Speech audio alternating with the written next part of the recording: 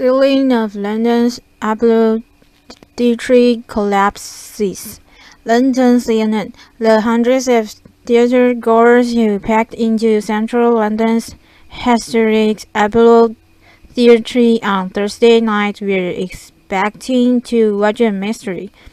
But about 30 minutes into the play, shortly after 8 p.m., they got a drama instead. One of the actors said, "Watch out," said one woman. "We thought it was part of the play." It wasn't. Instead, it was part of the central structure's ornate plaster ceiling, which tumbled 5 stories onto the theater goers, injuring scores of them. 7 seriously, officials said. We heard a creak, somebody screamed, somebody from over there said, "Look out," and then the ceiling kind of creased in the middle and then just collapsed, said Hannah, who with her husband had snagged one of the last pairs of tickets to the performance in the 775 seats theater. Though she said she herself felt slight panic, she credited those around her for keeping their calm. It wasn't every man for himself, she said, nothing that several of his fellow theater-goers checked on those around them. Everyone was looking out for each other, and in a couple of minutes, everyone was out.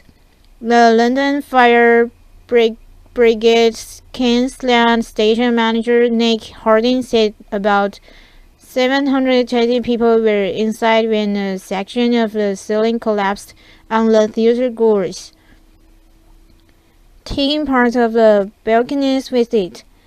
An ambulance official said a total of 76 people had been injured, though many of them were treated at the scene and released.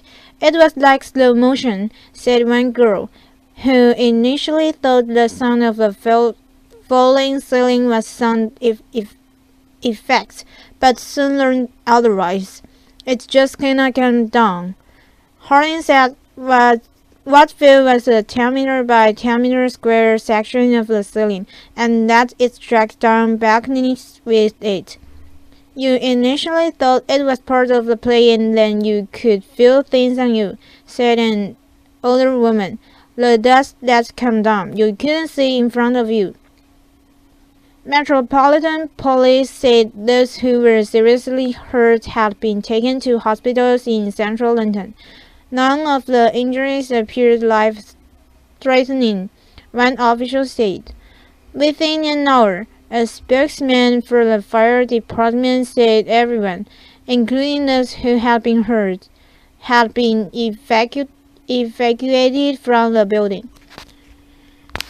Martin Bostock, who was with his wife and 2 children, said he thought the cave-in was part of the show until something very hard hit him on the head and chills and panic erupted. You couldn't see across the room because of the dust, which we were all breathing in, he told CNN. It was absolutely horrific and very terrifying. I was with my wife and 2 kids. Thank God we got out. The Apollo is located next to Piccadilly Circus in the Soho district, which is usually packed with tourists, shoppers, and diners at theater time. Within minutes, paramedics arrived carrying stretchers as police cordoned off the area. A few minutes later, some of the paramedics emerged from the theater, their stretchers full. Others helped someone limp out of the building. Many of the injured were taken initially to the nearby theater for an initial assessment of their condition by medical workers. The initial police assessment of the collapse was that it was an accident. There is no suggestion at this stage that this was as a result of a criminal act. However, at this stage we are keeping an open mind, Metropolitan Police said in a statement. Outside the Apollo, the street was packed with dozens of police, fire and ambulance vehicles, as well as well-dressed theater-goers, some of their faces darkened with dust. The curious incident of a dog in the nighttime, which was adapted to the theater from the 2003 mystery novel by British writer Mark Haddon, is about a 15-year-old boy's investigation into the death of a neighborhood dog. Ticket prices at the four-level theater, which opened its doors in 1901, included a $1.64 theatre restoration levy. The theater's website said it was not immediately clear whether the ceiling was part of the restoration of the building, which is owned and operated by Nimax Theaters. In a statement, a spokesman said the company would continue to cooperate fully with the authorities to establish exactly what happened tonight. Prime Minister David Cameron, in a tweet, commended the fast work of emergency services. Now, what started as a mystery and fueled into drama has again become a mystery, as engineers try to determine what caused the collapse.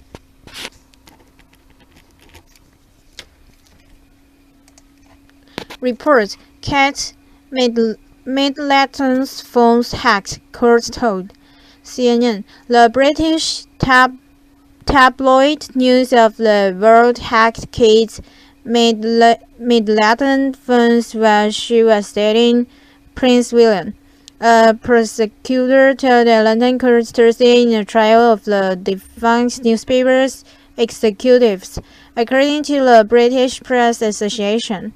In one voicemail message that William left Kate, the transcript of which was read in court by the prosecutor, the prince calls his future wife Baby Kings and says he was almost shot by blank rounds during a military training exercise, the PA reported. The date of the message wasn't immediately clear, though the couple were yet married at the time. The PA reported Middleton became the Duchess of Cambridge when she married William in April 2011.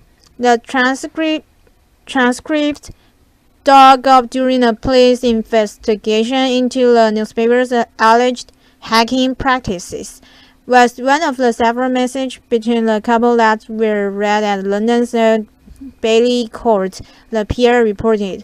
The revelation came at the trial of former News of the World editors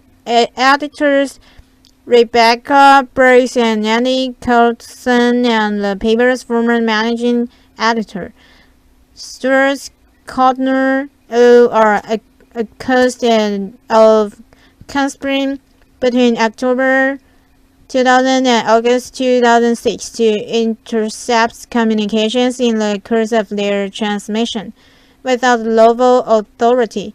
They deny the charges. Glenn Moncur, a former private investigator for News International, the land parent company of News of the World, was convicted of phone hacking in 2006 and has already pleaded guilty to hacking charges in the current case. UK phone hacking trial. Cat Middleton's name on target evaluation list. Greg Miskey, nephew Torbeck, and James Weatherall have also pleaded guilty in the case. Jurors were told that Ian Edmondson, who is also charged with conspiring to hack phones between October 2000 and August 2006, is currently unfit and will take no further part in the trial. The PA reported he will be tried at a later date, the judge said. Bruce, her husband, Charlie Bruce, and her former personal assistant, Cheryl Carter, also face a separate set of charges of conspiring to obstruct the police investigation into phone hacking. UK phone hacking scandal. Fast fact. Bruce is also accused of conspiring with others to commit misconduct in public office. Coulson faces a similar charge, the PA reported. Among the allegations made in the trial previously, a police investigator testified that several hundred attempts were made to hack the cell phones of a side to Princess Charlie, William, and Harry. Hacking allegations against the News of the World prompted British Prime Minister David Cameron to set up an independent inquiry, led by Lord Justice Leveson, to make recommendations on journalistic ethics and examine the relationship of the media with the public, police, and politicians.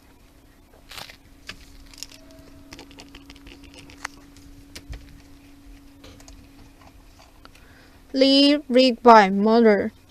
How Islamist hate narrative inspired killers. Editor's note.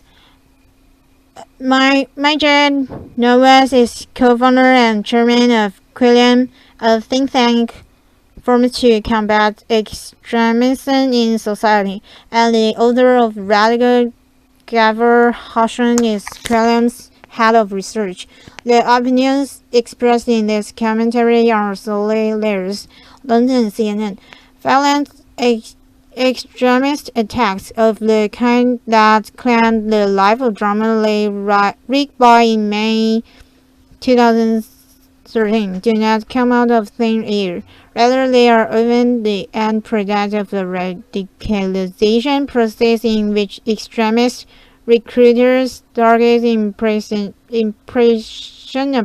impressionable young people with poisonous, pernicious, and more worryingly appealing hate narratives.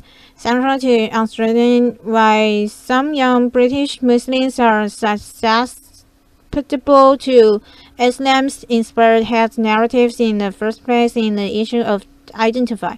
Growing up in Britain during the 1980s and 90s, the authors of this piece did, was fraught with challenges for many from ethnic minority backgrounds. One would experience an acute sense of dual marginalization from a very early age, and this feeling would be exacerbated by daily experiences. Read 2 men found guilty of UK soldiers' murder. On one hand, it was a struggle to connect with your parents, who were raised in a very different cultural context, and on the other hand, it was a challenge to connect with mainstream society, from which one felt alienated and discriminated. This created a sense of rootlessness and dislocation that resulted in an identity crisis. One did not know where he or she belonged, nor which aspect of one's multifaceted identity to emphasize.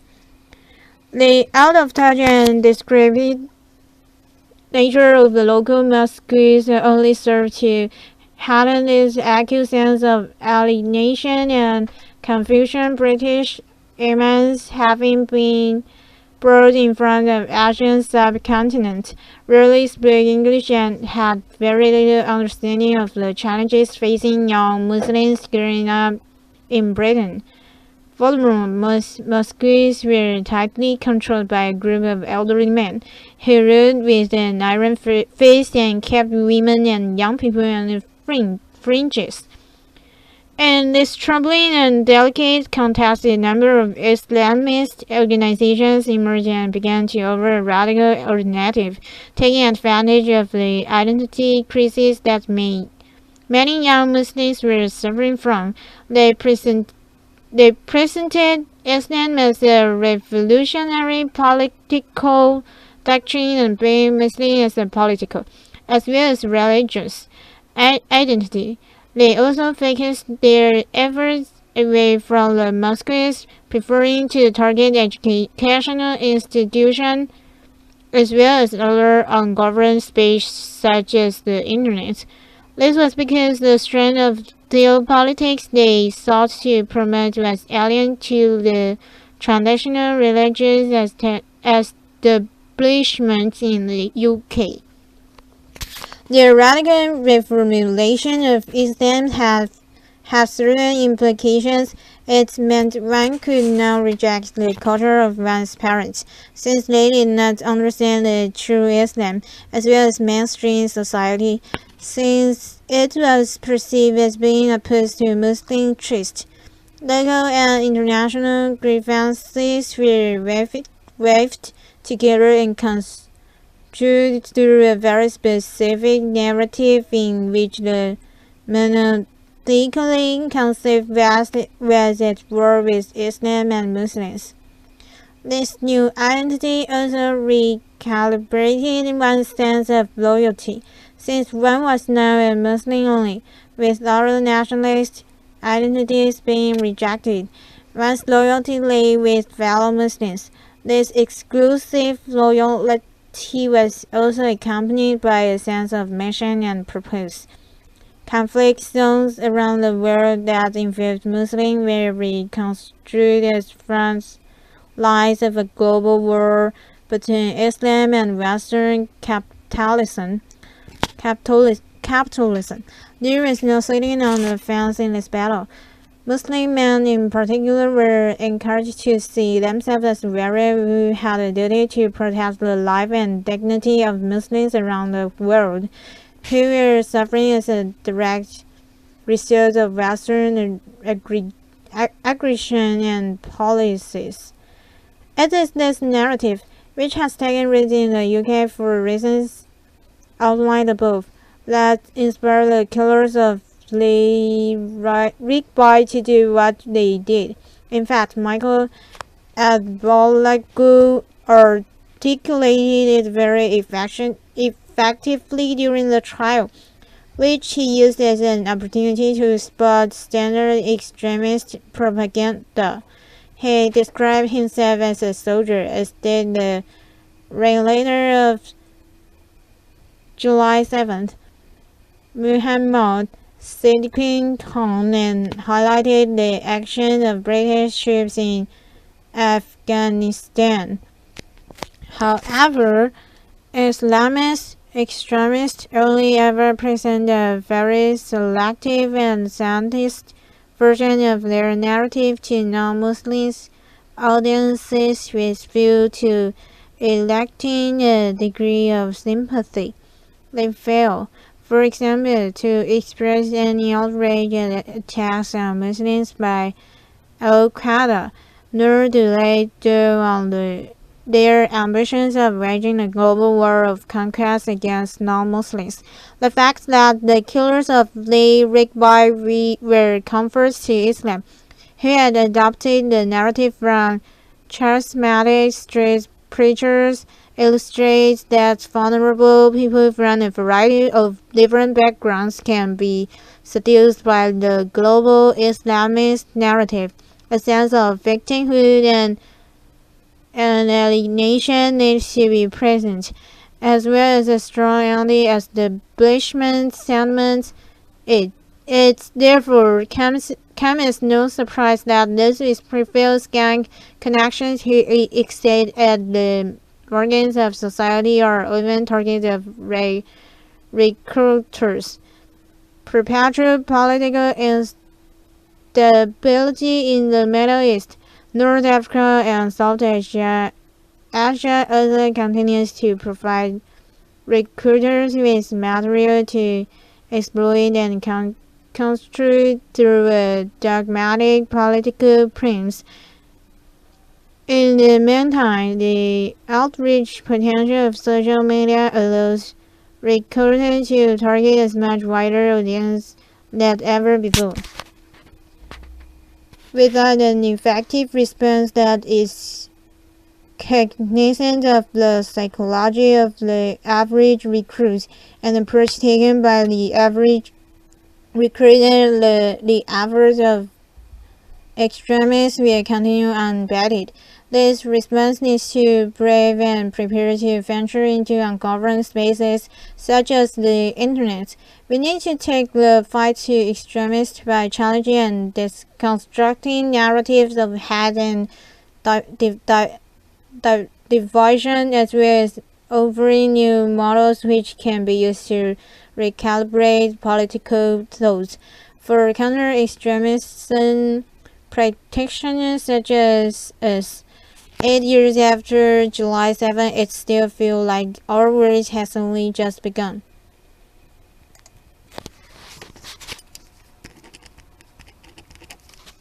Can pop culture robots let's shape the future? CNN, say laptop or tablet or app to a technophile and you may get them interested. Say robot and you've got them excited. For centuries, we've been intrigued by the concept of creating mechanized beings that are as much as like as possible, and as our technological know-how marches ever forward, we're closer than ever to doing it. From robots you can buy right now to the ones inventing the workforce to tech giants, Google's move into military robotics. Our automated brains are no longer just the stuff of science fiction double features, but like many scientific advances, fantasy was the prime motivator. Both scientific research and science fiction begin with the same two words. What if, says University of Minnesota physics professor James Kokoleos, who teaches a course called Everything I Know About Science I Learned from a Comic Book. So as we ponder the real arrival of robots in our midst, delivery drones, self-driving cars, it's worth taking a look at 10 of the most influential robots from pop culture that have inspired us along the way. Leonardo's robot. Was Leonardo da Vinci the first celebrity to put the concept of a human-like mechanical companion into the public consciousness? You can argue the answer is yes. Sometime around 1495, Leonardo the painter, sculptor, inventor, engineer, and all-around genius, sketched his idea for a mechanical knight. The result was a suit of armor, automated by a system of pulley and levers that he is believed to have displayed at a party at the court of Milan. It could stand, sit, raise its visor, and move its arm. When his notes were discovered in the 1950s, researchers recreated the robot, suggesting that his idea would have really worked. The automation likely was powered by humans, meaning it's not technically a robot, but Leonardo later reached programmable construction like an automated lion, suggesting he was definitely onto something. The first robot, RUR, or Rossum's Universal Robot, was a Zeke play that premiered in 1921. It is believed to be the first time the term robot was used to describe artificial people, who in the States are made in a factory from synthetic material. In Zeke, robota means forced labor. As happens in these cases, the cyborg-like creations in the play seem perfectly happy to serve humans, until an uprising ends in the extinction of the human race. Can't win all. The play was a huge success, and by 1927 1993, it had been translated into 30 languages.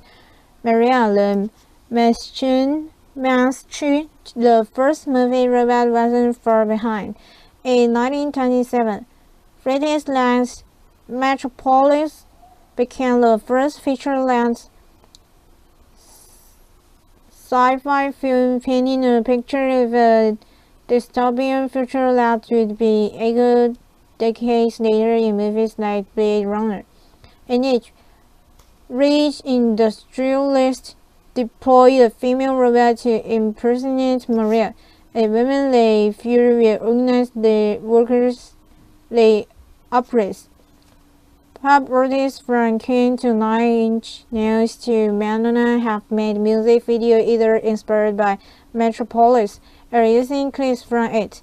A half-century after Metropolis, the appearance of Star Wars droid C-3PO would be largely inspired by the robotic Maria. Asimov's Three Lords, the short story they come from, Run Run was written in 1942, but it became more widely known when the story appeared in science fiction writer Isaac Asimov's 1950 collection, I, Robot.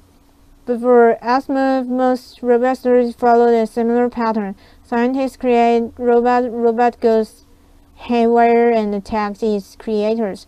Bored with that, he set up new rules of the robotic road. His three laws are: a robot may not injure a human being or through inaction allow a human being to come to harm.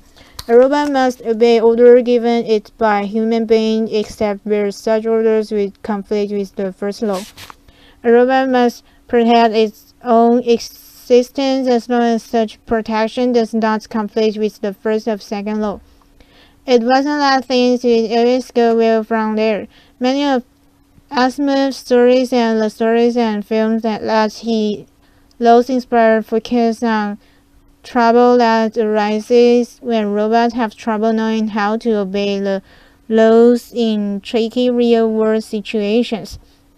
But they are also credited with helping create the lovable robot in science fiction, an archetype popularized in TV and movies, from Lost in Space to Star Wars to Short Circuit.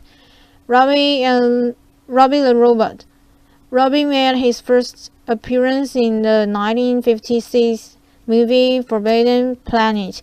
From there, he became arguably the silver-screen's first mega-celebrity. In old Hollywood's great tradition of over-the-top and often misleading ballyhoo, the movie's poster showed Robbie manhandling a maiden, but he's actually a helpful robot with a dry wit to boot. After Forbidden Planet, Robbie, or sometimes just the vaguely human suit, went on to appear in dozens of movies and television shows, from The Twilight Zone, Lost in Space, and The Addams Family, to the much later Mork and Mindy and Earth Girls Are Easy. Robbie was inducted into Carnegie Mellon's Robot Hall of Fame in 2004. Holds 9,000. 2001, A Space Odyssey was Stanley Kubrick's epic, groundbreaking film from 1968, and Hall 9,000 was unquestionably its star. Represented by an impassive, disembodied face but able to mechanically control a spaceship Discovery, which is tasked with running. How represented our fears of technological ori as the space age dawned. Instead of obeying Asimov's laws, Hall first and foremost is devoted to make sure his ship's mission is a success.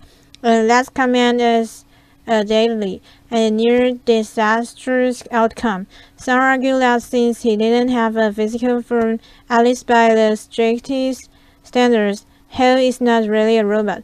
But Carnegie Mellon thought he deserved to go into a robot Hall of Fame with its inaugural class in 2003.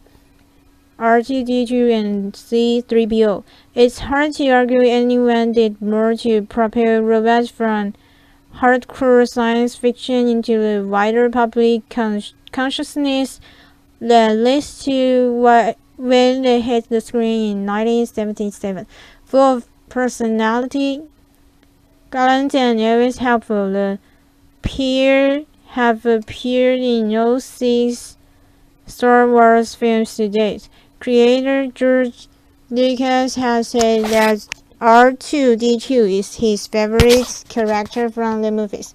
Terminator mentioned any major advance of robotics, technology of artificial intelligence, and to this day, you inevitably hear something like this: Skynet just became self-aware. Skynet is the system that leads to the Terminators, the titular robots of the series of movies and later TV shows, which began in 1984, a new embodiment of our worst fears. The robots of Terminator are time-traveling killing machines, and it's all because the people in charge that what we can do get ahead of what we should do. Data. Code Data, the anti-Terminator. The android from Star Trek The Next Generation is a creation that science had made so painfully close to human that his hyper-powered mind can't help but yearn to be one of us. The bad joke wasn't enough. Ultimately, an emotion chip granted Data's pinnacle-like wish to become real. Wall-E, the idea of a friendly robot with a ton of personality was well established by the time Wall-E came along in 2008. But the Academy Award-winning film is arguably Pixar's best, and huge reason for that was Wall-E's wordless yet emotionally moving performance. Like much great science fiction, Wall-E also tackles larger societal issues like rampant consumerism and environmental waste, while still offering up a robot who connected with millions of viewers, young and old, on a personal level.